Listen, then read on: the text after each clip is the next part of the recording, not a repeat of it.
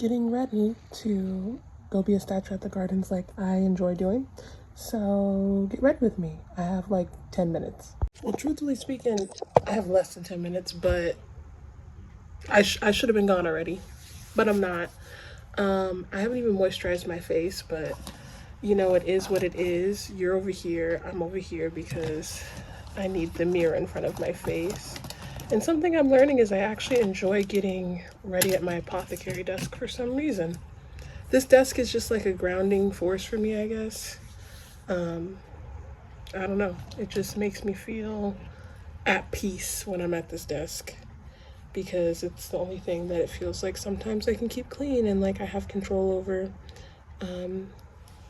Who knows why I feel that way. In this clip, I was trying to transition into talking about the For Lovers podcast by Shan and her Jessie Woo episode about being a sexual assault survivor. So trigger warning to that. That's what I'm talking about. I don't even know what to call it, but it really had me thinking a lot.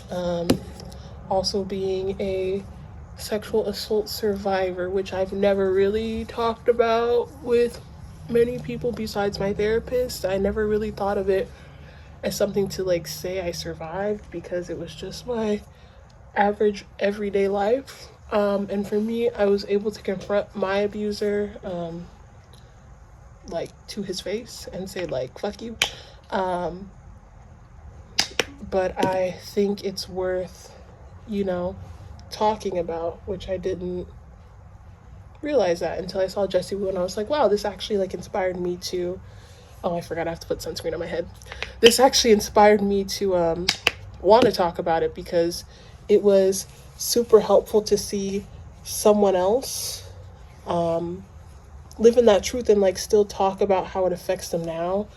Because for me, I knew it affected me in relationships, but I didn't have partners that were understanding of that in the ways that I needed, because it's more so, you know, a lot of the times we get into relationships and it's sometimes like, oh, you know, like, how can you serve me?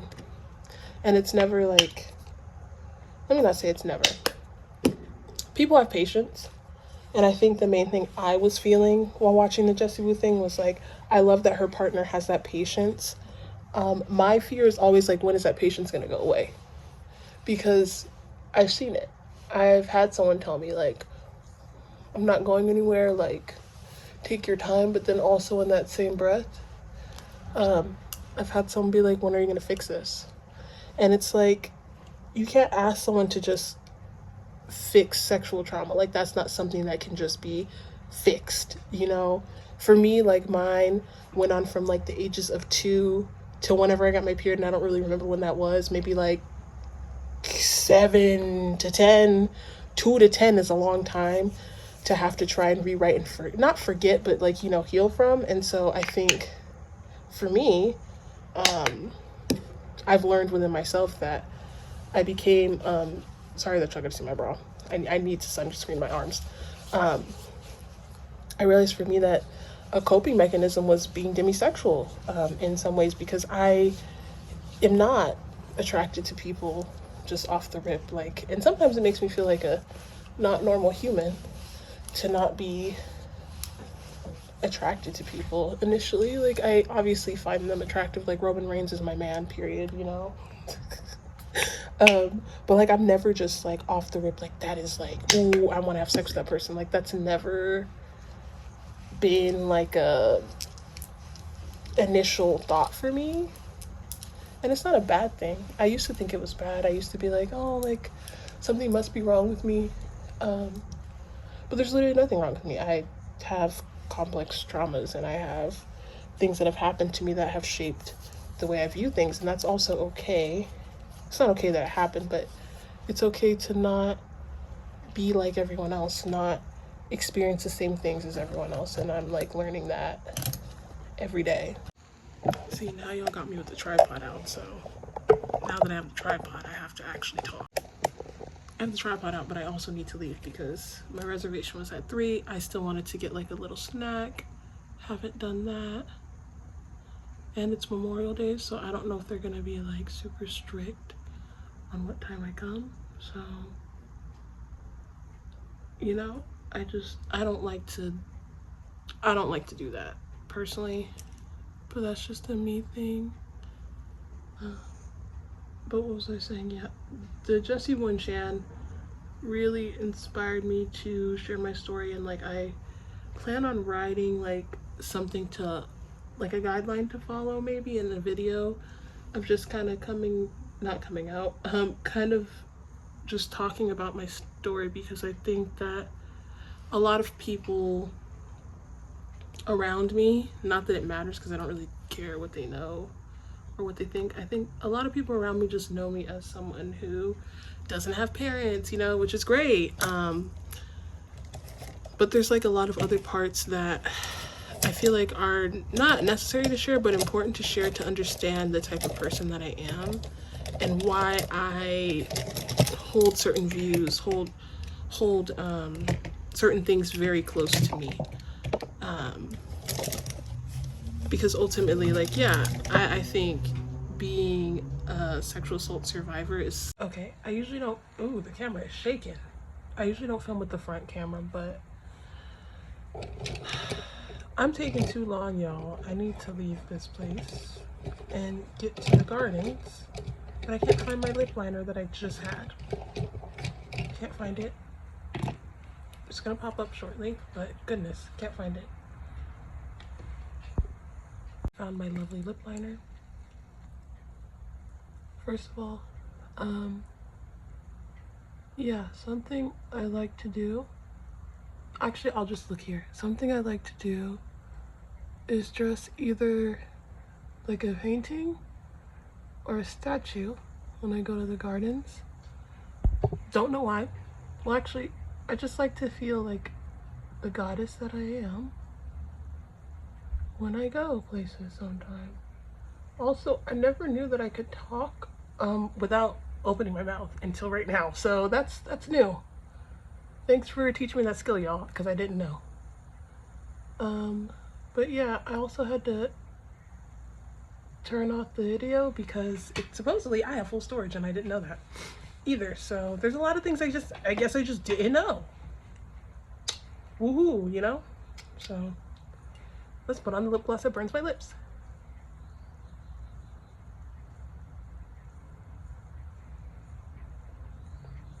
Let's see.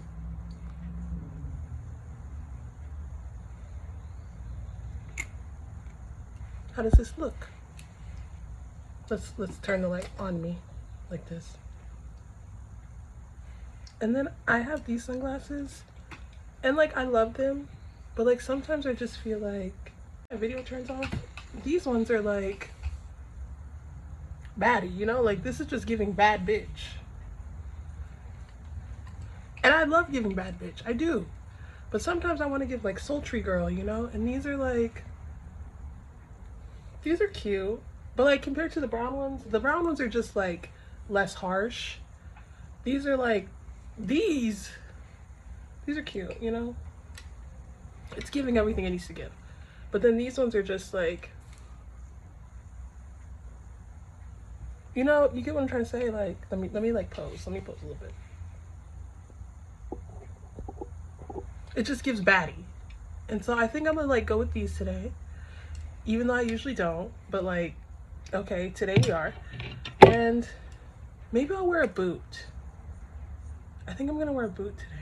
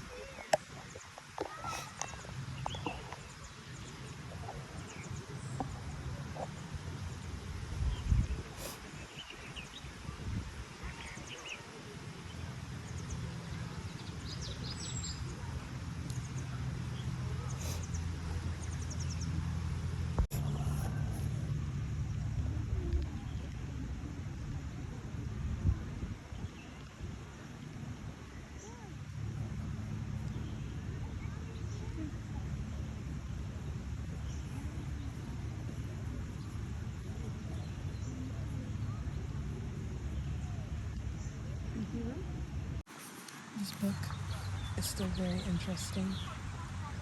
I am trying to follow along in some capacities, but I think this is just a memoir of someone's life. It says Korean American painter falling in lust with a gorgeous white model might be a great career move or might be the surest route to self-destruction. Your love is not good as a deep dive into the glamour and ugliness of the art world married to a Korean painter aesthetic. Huh.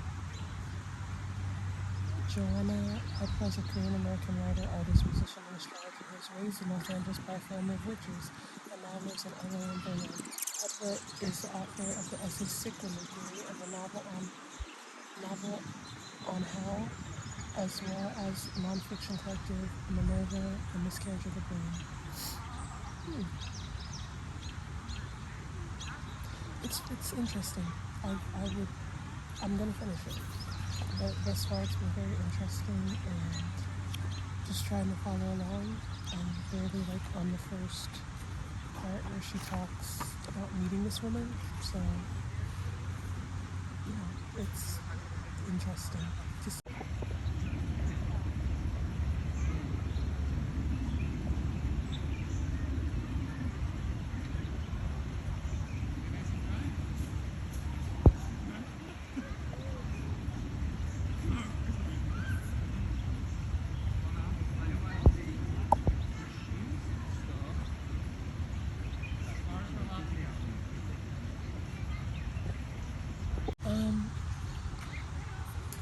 There are some good banger quotes in here. There's this passage that she says, I'll read this whole thing. Of course his power came from money. Zanat had it always, had it, and I didn't, even though Zanat was Iranian and did not remotely pass as white. She acted like a white girl, not just unaware of race, class, and how she was red or not red, but bountiful and extravagant, with all the freedom afforded to her. With how the entire world belonged to her. If a stranger stared at her on the street, it must only be because she was mesmerizing, not because she was a brown woman dressed in bizarre clothes. If people desired her, she simply accepted it as natural order. Of course you desire me, of course you can't stop looking at me. Without hesitation, she conflated this with her art.